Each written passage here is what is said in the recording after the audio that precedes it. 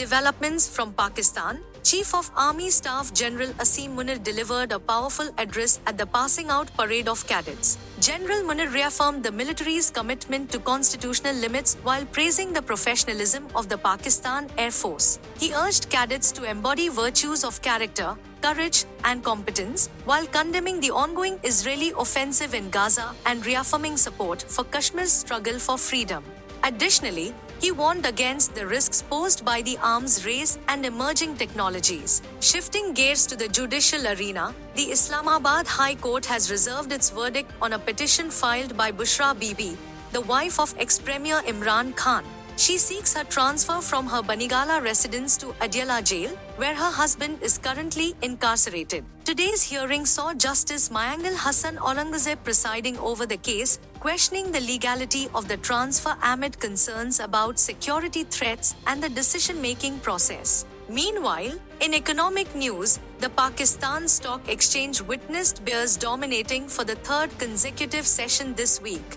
This decline follows the State Bank of Pakistan's decision to maintain its key policy rate at 22%, marking the seventh consecutive policy meeting with no change. The benchmark KSE 100 index closed at 70,657.64, down 444.90 points or 0.63% from the previous close. The Monetary Policy Committee cited the necessity of positive real interest rates to curb inflation, despite a slight slowdown to 17.3% in April. This wraps up the latest updates from Pakistan.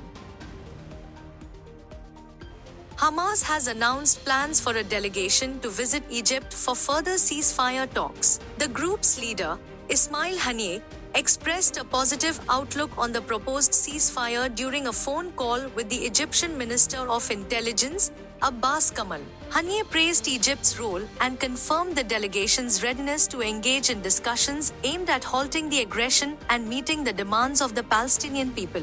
Meanwhile, Iran has retaliated against perceived supporters of Israel by imposing sanctions on several American and British individuals and entities. The move, announced by Iran's foreign ministry, targets figures such as General Brian P. Fenton and Vice Admiral Brad Cooper from the US, along with British officials and entities, including Secretary of State for Defence Grant Shapps and the UK Royal Navy. The impact of these measures remains to be seen.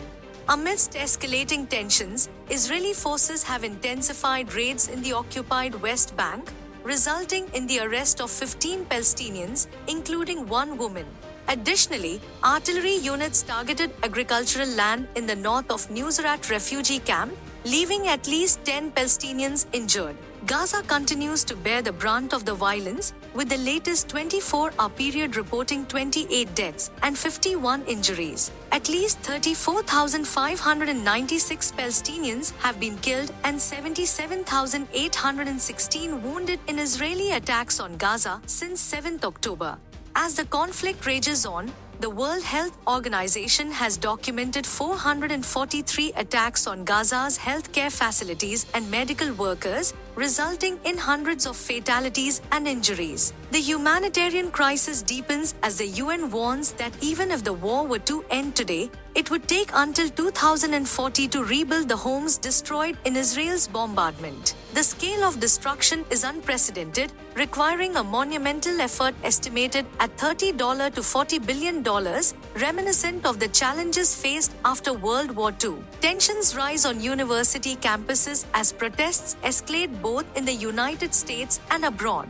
In Los Angeles, a standoff at UCLA has ended with police moving in to clear a pro-Palestine encampment. Officers in riot gear used flashbangs, removed barricades, and made arrests, leading to scenes of tension and confrontation.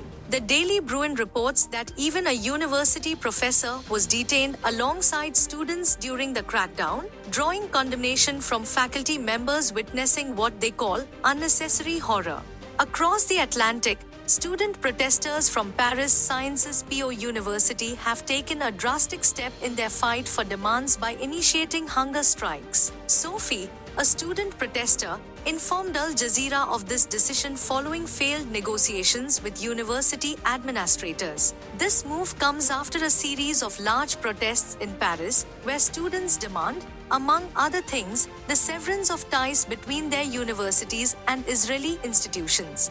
Meanwhile, similar scenes unfold at universities across the globe, with students rallying and setting up encampments to demand action on the Gaza conflict and divestment from companies supporting the Israeli government.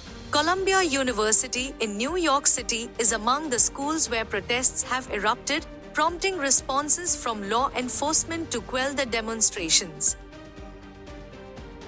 In a developing story concerning food safety, India's Food Regulatory Authority has taken decisive action following recent international concerns. The regulator announced on Thursday a comprehensive mandate for testing and inspection across all companies involved in producing spice mixes. This comes after global scrutiny arose from suspected contamination in products from two renowned Indian brands, MDH and Everest. Last month, Hong Kong suspended sales of certain spice blends from MDH and an Everest product. Meanwhile, Singapore recalled the same Everest mix due to elevated levels of ethylene oxide, deemed unfit for human consumption and a known carcinogen. Both MDH and Everest, popular not only in India but also in Europe, Asia, and North America, have affirmed the safety of their products. Nevertheless, food authorities in the United States and Australia are intensifying their inquiries, paralleling India's own efforts.